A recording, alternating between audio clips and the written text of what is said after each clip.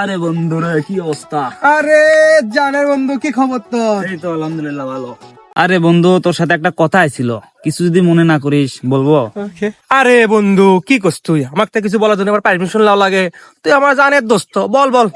ওই যে বন্ধু, তোর একটা গার্লফ্রেন্ড আছিল না, সাদিয়া? হ হ, কি আছে ক? আসলে তুই যে বললি তোর গার্লফ্রেন্ডকে নাম্বার দিতে তোর, কিন্তু আমি ভুলে তো আমার নাম্বার দিয়ে ফেলাইছি। দে বেটা, এটা কোনো বিষয় হলো? ব্যাপার না, ব্যাপার না। আরো একটা বিষয় আছে বন্ধু। আরো একটা বিষয়, বল। আসলে বন্ধু, তোর স্কুল লাইফে একটা ক্রাশ ছিল না, সুমাইয়া?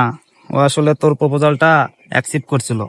আমি আসলে তোর নামে বদনাম করে আর কি রিজেক্ট করে দিছি। আরে বেটা, ওলা মেয়েটের ঝামেলা আর ভাল লাগে না রে। এখনই ভালো আছি, ভালোই কাম করছিস তুই। বাদ দে, চল আমাকে যাবো।